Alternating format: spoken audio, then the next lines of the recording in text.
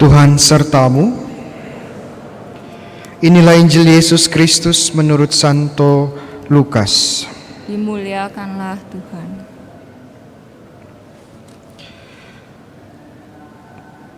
Dua murid yang dalam perjalanan ke Emmaus ditemui oleh Yesus yang bangkit segera kembali ke Yerusalem. Di sana mereka menceritakan kepada saudara-saudara yang lain apa yang telah terjadi di tengah jalan dan bagaimana mereka mengenali Yesus pada waktu ia memecah-mecahkan roti. Sementara mereka bercakap-cakap tentang hal itu, Yesus tiba-tiba berdiri di tengah-tengah mereka dan berkata, "Damai sejahtera bagimu." Mereka terkejut dan takut karena menyangka bahwa mereka melihat hantu. Akan tetapi Yesus berkata kepada mereka, "Mengapa kamu terkejut? Dan apa sebabnya timbul keraguan-keraguan di dalam hatimu? Lihatlah tanganku dan kakiku, aku sendirilah ini. Rabalah aku dan lihatlah, karena hantu tidak ada daging dan tulangnya seperti kamu lihat ada padaku." Sambil berkata demikian, Yesus memperlihatkan tangan dan kakinya kepada mereka. Dan ketika mereka belum juga percaya karena girang dan masih heran, berkatalah Yesus kepada mereka, "Adakah padamu makanan di sini?" Lalu mereka memberikan kepadanya sepotong ikan goreng. Yesus mengambilnya dan memakannya di depan mata mereka. Yesus berkata kepada mereka, "Inilah perkataan yang telah kukatakan kepadamu ketika aku masih bersama-sama dengan kamu, yakni bahwa harus digenapi semua yang ada tertulis tentang aku dalam kitab Taurat Musa, kitab Nabi-Nabi dan kitab Mazmur." Lalu Yesus membuka pikiran mereka sehingga mengerti kitab suci. Kata Yesus kepada mereka, "Ada tertulis demikian, Mesias harus menderita dan bangkit dari antara orang mati pada hari yang ketiga. Dan lagi dalam namanya berita tentang pertobatan dan pengampunan dosa harus disampaikan kepada segala bangsa, mulai dari Yerusalem. Kamu adalah saksi dari semua ini." Demikianlah Injil Tuhan. Terpujilah Kristus. Saudara-saudari yang terkasih, kita memasuki Minggu Paskah yang ketiga. Jadi kita sekarang masih pada masa Paskah. Masa Paskah, ada yang tahu berapa hari totalnya? Ya, kalau ada yang tahu nanti saya kasih hadiah. Iya. Hadiahnya apa? Hadiahnya pisang. Iya, pintar ya. Ada yang tahu berapa hari masa Paskah? 40? Salah. Iya, jawabannya 50 hari ya. Dari kapan sampai kapan? Dari Minggu Paskah sampai hari apa? Hari Pentakosta. Iya. Makanya kata Pentakosta itu artinya sebenarnya 50 atau yang ke-50. Ya, 50 hari setelah hari Paskah. Ya, ini masa Paskah. Dan rata-rata bacaan pada masa Paskah, Injilnya secara khusus itu diambil dari Injil Yohanes. Rata-rata ya. Sebagai contoh, minggu lalu kita mendengarkan dari Injil Yohanes kisah kebangkitan yang Yesus bertemu dengan Thomas. Dan minggu depan dari Injil Yohanes juga yang berbicara tentang Yesus adalah gembala yang baik ya, minggu panggilan, minggu depan. Tetapi tidak semua tentang Injil Yohanes karena ada pengecualian-pengecualian. Contohnya hari ini. Ya, hari ini diambil dari Injil Lukas. Bagaimana Yesus yang bangkit menampakkan diri kepada para muridnya di ruang atas. Mungkin pada kesempatan kali ini saya akan sedikit membahas tentang kebangkitan dan tubuh mulia. Nah, karena apa? Karena banyak orang Katolik kadang-kadang masih memiliki nosi atau memiliki pengertian yang salah atau kurang pas tentang kebangkitan. Kebangkitan itu apa sih sebenarnya, Romo? Ya, untuk mengerti kebangkitan kita harus mengerti tentang kematian. Ya, tentang kematian. Kematian itu apa? Ya. Ada yang sudah pernah mati? Ya. Ada yang sedang mati? Bisa angkat tangan? Ya. hidup semua ya, puji Tuhan dia. Kematian ya secara sederhana adalah berakhirnya kehidupan. Saat berhentinya kehidupan, itu kematian. Dan secara khusus bagi manusia ya, bagaimana kita tahu kalau seorang itu sudah meninggal atau sudah mati, ya kita tes ya, apakah dia benar-benar sudah mati atau belum. Caranya bagaimana, Romo? Ya, kalau ada lihat orang tidak sadar, ya coba disiram air dulu ya. Kalau dia bangun berarti dia masih hidup ya. Tapi ada cara-cara lain yang lebih manusiawi ya. Bisa dicek ya apakah masih bernafas ya. Bisa dicek denyut nadinya ya. Bisa dicek matanya ya, kalau dikasih cahaya biasanya matanya, pupilnya itu berkontraksi, menandakan masih hidup. Ya tentunya para tim medis ya, tenaga medis, teman-teman medis lebih tahu bagaimana mengecek ya tanda-tanda kehidupan masih hidup atau tidak ya. Tapi itu dari sisi medis ya. Kematian dari sisi iman adalah saat jiwa itu berpisah dari tubuh atau dari raga. Kan iman kita, iman Katolik berdasarkan kitab suci mengajarkan bahwa manusia itu hidup karena memiliki dua elemen, jiwa dan raga. Ya, jangan lupa itu. Dan saat kita meninggal, wafat, dua elemen ini terpisah. Ya, jiwanya dan raganya. Dan saat terpisah, apa yang terjadi? Ya jiwanya mulai ya kembali kepada Tuhan, ya mengalami pengadilan, dan tubuhnya kembali kepada bumi, dekomposisi, ya. Nah, dari sini kita bisa lihat arti dari kebangkitan, yaitu kembalinya atau bersatunya kembali jiwa dan raga, jiwa dan tubuh yang terpisah oleh kematian. Itu dia, kebangkitan adalah bersatunya kembali tubuh dan jiwa yang sudah terpisah oleh kematian. Dan pada kesempatan Injil hari ini Tuhan Yesus ingin menunjukkan bahwa dia sungguh-sungguh bangkit. Makanya waktu para murid berkata, wah kita melihat hantu ya, roh gentayangan. Yesus bilang langsung, bukan, saya bukan hantu.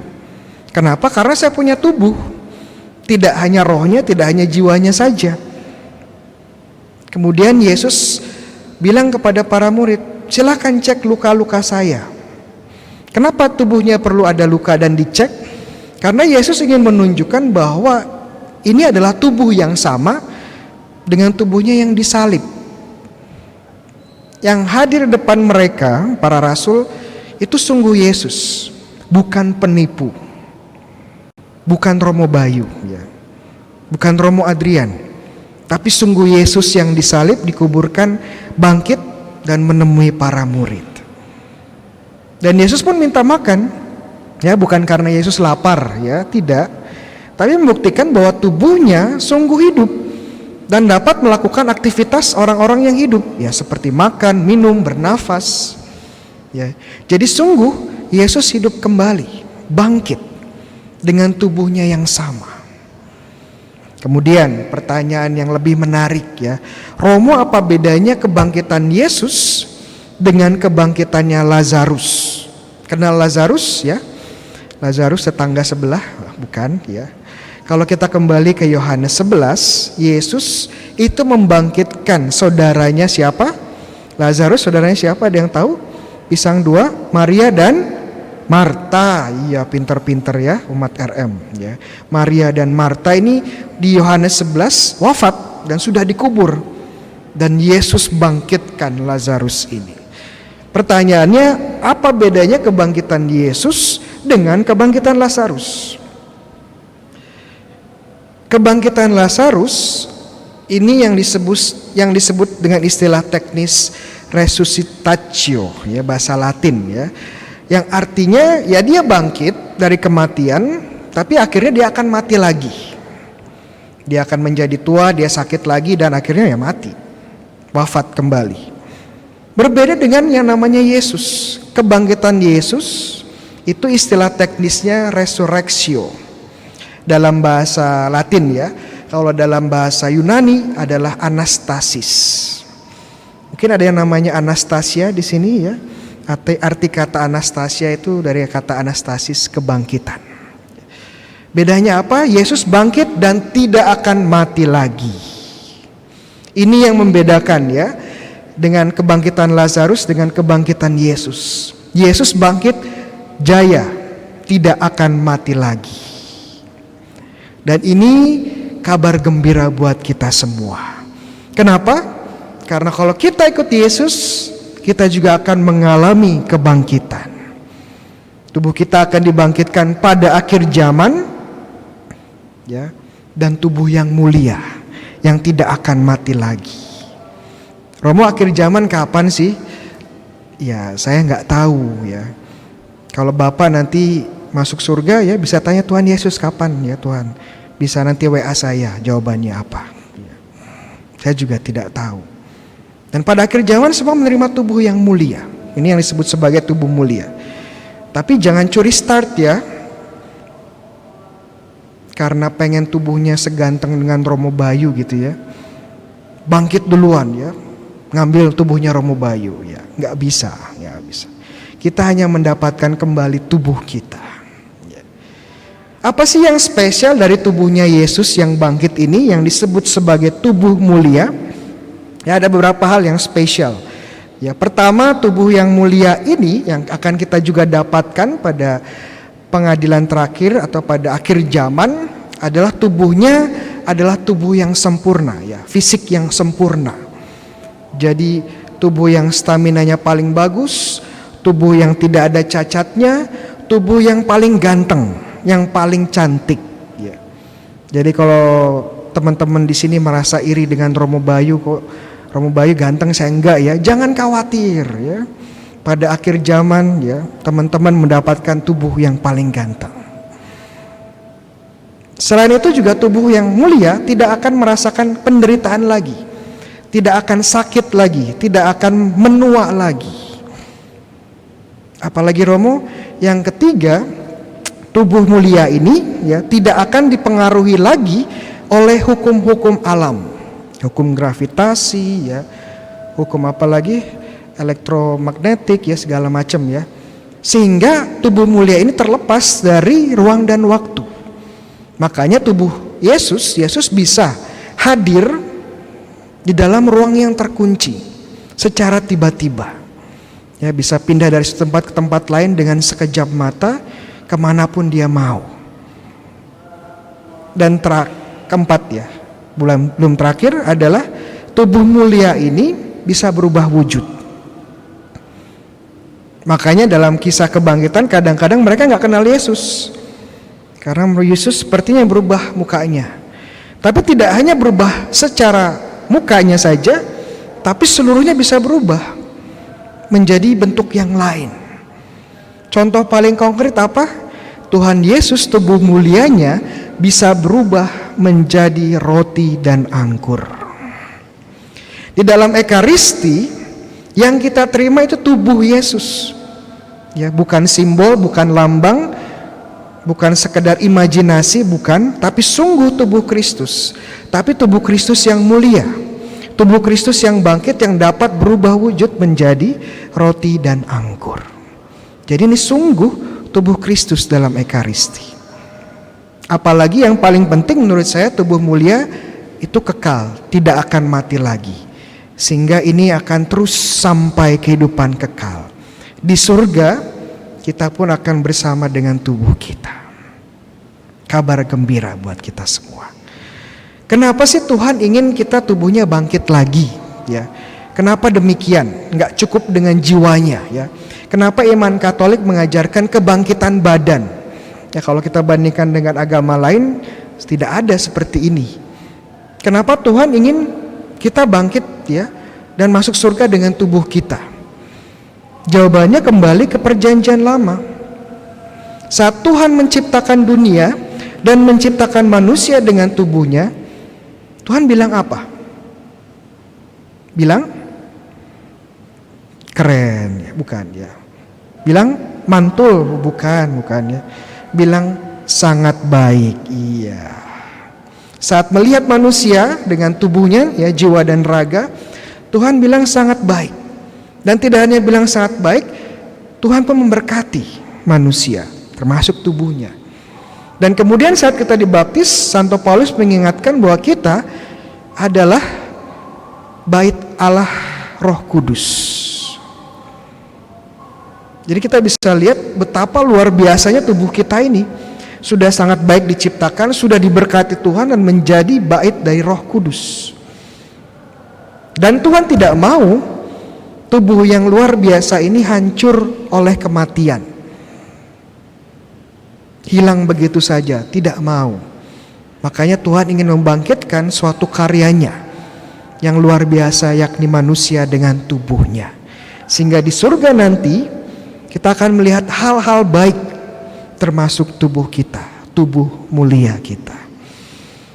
Pertanyaannya sekarang teman-teman, sudah sadar bahwa tubuh kita ini adalah tubuh yang akan dibangkitkan, tubuh yang akan dimuliakan. Pertanyaannya sekarang, apakah kita sudah mempersiapkan tubuh kita untuk dibangkitkan, untuk menjadi tubuh mulia? Apakah kita menggunakan tubuh kita untuk melakukan hal baik, untuk memuji Tuhan, untuk memuliakan Tuhan?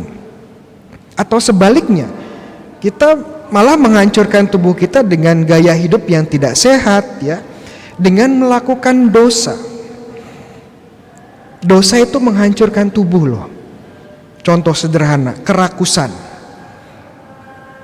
Kita hanya mau makan terus dan terus, ya tubuh pun tidak kuat dan akhirnya hancur. Kecanduan obat, ya hancur juga. Ya. Atau amarah, dendam, kepahitan. Ini juga menghancurkan tubuh. Banyak penyakit-penyakit yang hadir karena kita tidak bisa memaafkan. Penuh dengan kemarahan. Ya. Jadi kita perlu menjaga tubuh kita dengan baik, di satu sisi menggunakannya untuk memuliakan Tuhan. Tapi saya ingatkan, ya, menjaga tubuh bukan berarti berlebihan, ya. Kita perlu merawat tubuh tapi jangan berlebihan, teman-teman, ya. Jadi sudah setiap hari, ya, pakai produk-produk beauty produk kecantikan, ya, setiap hari yang mahal-mahal, ya, tapi masih nggak puas, ya. Pergi ke derma tiap minggu, ya, masih nggak puas. Pergi ke Korea, operasi mau disuntik di Korea, tapi pulang ke Indonesia apa yang terjadi? Ya, gagal. Kok bisa gagal, Romo? Iya, soalnya dia pergi ke Korea Utara, ya, bukan Korea Selatan. Mau disuntik silikon, malah disuntik nuklir, ya, meledak mukanya, ya. Iya. Jadi nggak perlu berlebihan juga, perlu dijaga, tapi tidak perlu berlebihan. Contohlah Yesus, apa yang dilakukan dengan tubuhnya. Dalam perjamuan terakhir Yesus bilang apa? Inilah tubuhku yang diberikan kepadamu sebagai bentuk kasih. Kita pakai tubuh kita sebagai sarana kasih yang dibagikan, dikorbankan untuk sesama kita. Nah, itulah cara terbaik bagaimana kita memperlakukan tubuh kita yang sangat baik ini, yang diberkati Tuhan dan yang telah menjadi bait dari Roh Kudus. Amin.